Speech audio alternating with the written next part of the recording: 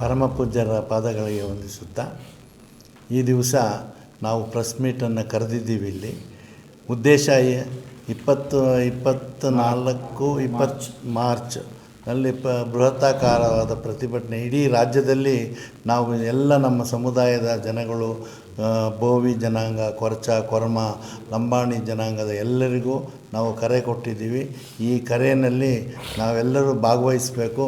ನಮಗೆ ಮಾಡಿರ್ತಕ್ಕಂಥ ಅನ್ಯಾಯದ ಬಗ್ಗೆ ನಾವು ಪ್ರತಿಭಟನೆ ಮಾಡಬೇಕು, ಸರ್ಕಾರದ ಗಮನವನ್ನು ಸೆಳೀಬೇಕು ಅನ್ನೋ ಉದ್ದೇಶದಿಂದ ಇವತ್ತು ಎಲ್ಲ ಸಮುದಾಯಗಳನ್ನು, ನಮ್ಮ ಮೀಸಲಾತಿಗೆ ಸಂಬಂಧಪಟ್ಟ ಸಮುದಾಯಗಳನ್ನು ಬೆಂಗಳೂರಿನಲ್ಲಿ ಕರೆದಿದ್ದೀವಿ.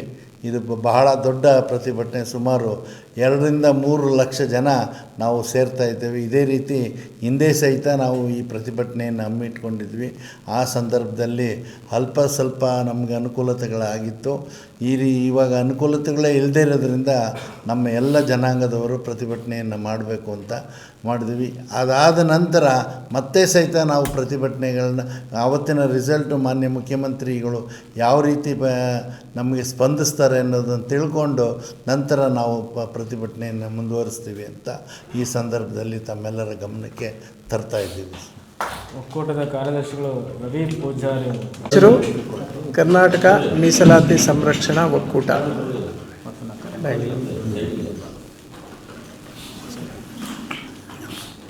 ಈ ನಮ್ಮ ಕರ್ನಾಟಕ ಮೀಸಲಾತಿ ಸಂರಕ್ಷಣಾ ಒಕ್ಕೂಟ ಕಳೆದ 1 ದಶಕಕ್ಕೂ ಹೆಚ್ಚು ಕಾಲ ಏನು ಪರಿಶಿಷ್ಟ ಜಾತಿಯ ಪಟ್ಟಿಯಲ್ಲಿರುವಂಥ ಎಲ್ಲ ಸಮುದಾಯಗಳಿಗೆ ಸಮಾನವಾದಂಥ ಹಂಚಿಕೆ ಆಗಬೇಕು ಅಂತಕ್ಕಂಥ ಸ್ಲೋಗನ್ ಏನು ಬಂತು, ಅದರ ಹಿನ್ನೆಲೆಯಲ್ಲಿ ನಮ್ಮ ಈ ಒಕ್ಕೂಟ 2013ರಲ್ಲಿ ರಚನೆ ಆಯಿತು. ತಾವೊಂದು ಪ್ರಶ್ನೆ ಮಾಡಿದ್ರಿ, ಏನು ಒಳ ಮೀಸಲಾತಿ ವರ್ಗೀಕರಣ ಬೇಡ ಅಂತನ ನಿಮ್ಮ ಅರ್ಥ ಅಂತ. 2005ನೇ ಇಸ್ವಿಯಲ್ಲಿ ಒಂದು ಲ್ಯಾಂಡ್ ಮಾರ್ಕ್ ಜಡ್ಜ್ಮೆಂಟ್ ಆಯಿತು ಸುಪ್ರೀಂ ಕೋರ್ಟಲ್ಲೇ. ಸಂತೋಷ್ ಹೆಗಡೆಯವರು ಚೀಫ್ ಜಸ್ಟಿಸ್ ಇದ್ದರು. ಅವರು ಈ ಸಂವಿಧಾನ ರಚನಾ ಸಮಿತಿಯಲ್ಲಿ ಆದಂಥ ಹಲವಾರು ಪ್ರೊಸೀಡಿಂಗ್ಸನ್ನು ಕೋಟ್ ಮಾಡಿ ಆ ಜಡ್ಜ್ಮೆಂಟನ್ನು ಕೊಟ್ಟಿದ್ದರು. ಅದರಲ್ಲಿ ಡಾಕ್ಟರ್ ಬಾಬಾ ಸಾಹೇಬ್ ಅಂಬೇಡ್ಕರ್ ಅವರು ಕೂಡ ಈ ಪರಿಶಿಷ್ಟ ಜಾತಿಯ ಗುಂಪುಗಳೇನಿದೆ, ಸಮೂಹ ಜಾತಿಗಳೇನಿದೆ, ಇವೆಲ್ಲ ಹೋಮೋಜಿನಿಯಸ್ ಗ್ರೂಪ್ಸ್. ಇವನ್ನು ಯಾವುದೇ ಕಾರಣಕ್ಕೂ ರೀಕ್ಲಾಸಿಫೈ ಮಾಡೋದಾಗಲಿ, ರೀಕ್ಯಾಟಗರೈಸೇಷನ್ ಮಾಡೋದಾಗಲಿ ಅದು ಈ ಸಂವಿಧಾನದಲ್ಲಿ ತೋರಿಸಿರುವಂಥ ಆರ್ಟಿಕಲ್ 341ಕ್ಕೆ ವಿರುದ್ಧ ಆಗ್ತದೆ ಅನ್ನೋ ಮಾತನ್ನು ಡಾಕ್ಟರ್ ಬಾಬಾ ಸಾಹೇಬ್ ಅಂಬೇಡ್ಕರ್ ಅವರ ನೇತೃತ್ವದಲ್ಲಿ ನಡೆದಂಥ ಸಂವಿಧಾನ ರಚನಾ ಕರಡು ಸಮಿತಿಯಲ್ಲೇ ಪ್ರಸ್ತಾಪ ಆಗಿದೆ.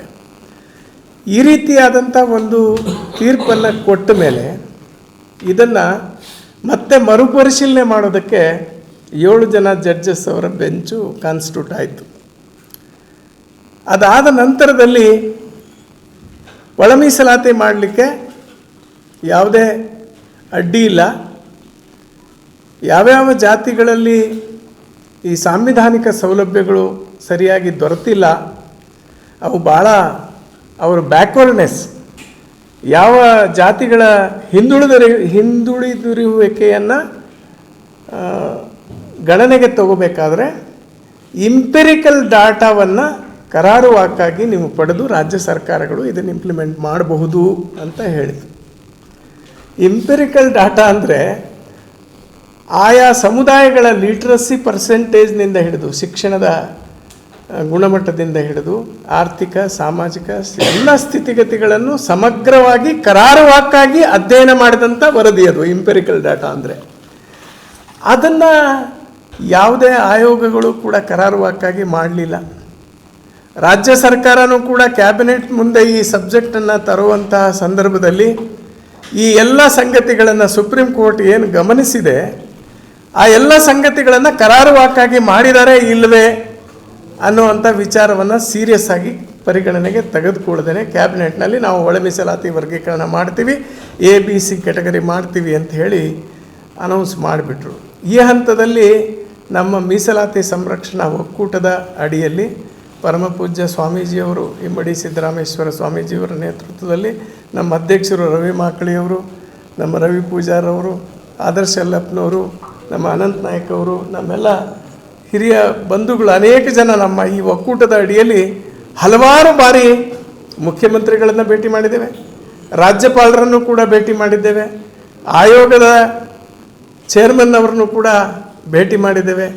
ನಮ್ಮ ಸ್ಥಿತಿಗತಿಗಳ ಬಗ್ಗೆ ಸರಿಯಾದ ಸಮಗ್ರವಾದ ಅಧ್ಯಯನ ಆಗಿಲ್ಲ, ಇದರಲ್ಲಿ ಲ್ಯಾಪ್ಸಸ್ ಇದೆ, ಇದನ್ನು ಸರಿಪಡಿಸಿ ಅನ್ನುವಂಥ ಮಾತನ್ನು ಹೇಳಿದರೂ ಕೂಡ ಇವತ್ತು ರಾಜ್ಯ ಸರ್ಕಾರ ನಮ್ಮ ಕೋರಿಕೆಯನ್ನು ಅಷ್ಟು ಗಂಭೀರವಾಗಿ ಪರಿಗಣಿಸಿಲ್ಲ. ಆದ್ದರಿಂದ 27ನೇ ತಾರೀಕು ಏನು ಒಂದು ಇದಕ್ಕಾಗಿಯೇ ಕ್ಯಾಬಿನೆಟ್ನಲ್ಲಿ ಒಂದು ತೀರ್ಮಾನ ಮಾಡ್ತಕ್ಕಂಥ ಸಂಗತಿ ಇದೆ. ಅದಕ್ಕೆ ಮುಂಚೆನೇ ನಾವು ಈ ಏನು ಒಳ ಮೀಸಲಾತಿಯ ವರ್ಗೀಕರಣದಲ್ಲಿ ನಮ್ಮ ಈ 4 ಸಮುದಾಯಗಳಿಗೆ ಮತ್ತು 63 ಇತರೆ ಅಲೆಮಾರಿ ಸಮುದಾಯಗಳನ್ನು ಕೂಡ ನಮ್ಮೊಟ್ಟಿಗೆ ಸೇರಿಸಿದ್ದಾರೆ. ಈ ನಮ್ಮ ಸಮುದಾಯಗಳ ಹಿತಾಸಕ್ತಿಗೆ ಭಾಳ ತೀವ್ರವಾದಂಥ ಧಕ್ಕೆ ಮತ್ತು ಪೆಟ್ಟು ಬಿದ್ದಿದೆ ಈ ಒಳವರ್ಗೀಕರಣದಲ್ಲಿ. ಒಳವರ್ಗೀಕರಣ ಮಾಡಬಾರ್ದು ಅಂತ ನಾವೆಲ್ಲೂ ಹೇಳಿಲ್ಲ, ಆದರೆ ಈ ಒಳವರ್ಗೀಕರಣದ ಪ್ರಕ್ರಿಯೆ ನಮ್ಮನ್ನು ನಾಮಕಾವಸ್ಥೆ ಪರಿಶಿಷ್ಟ ಜಾತಿಯಲ್ಲಿ ಪಟ್ಟಿಯಲ್ಲಿ ಇದ್ದೇವೆ ಅನ್ನುವಂಥ ರೀತಿಯಲ್ಲಿ ಭಾಸವಾಗೋ ರೀತಿಯಲ್ಲಿ ಮಾಡಿದ್ದಾರೆ. ಇದಕ್ಕೆ ನಮ್ಮ ಬಲವಾದ ಪ್ರತಿರೋಧ ಇದೆ. ಇದನ್ನು ಸರಿಪಡಿಸಬೇಕು ಅನ್ನುವಂಥ ನಿಟ್ಟಿನಲ್ಲಿ ನಾವು ರಾಜ್ಯ ಸರ್ಕಾರದ ಗಮನ ಸೆಳೆಯೋದಕ್ಕೆ ಈ 24ನೇ ತಾರೀಕು ಚಳವಳಿಯನ್ನು ಹಮ್ಮಿಕೊಂಡಿದ್ದೇವೆ.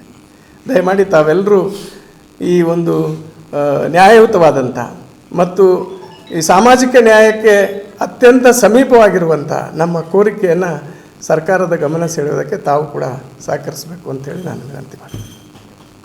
ಒಕ್ಕೂಟದ ಅಧ್ಯಕ್ಷರಾದಂಥ ರವಿ ಮಾಕ್ಲಿ ಅವರು ಮಾತಾಡ್ತಾರೆ.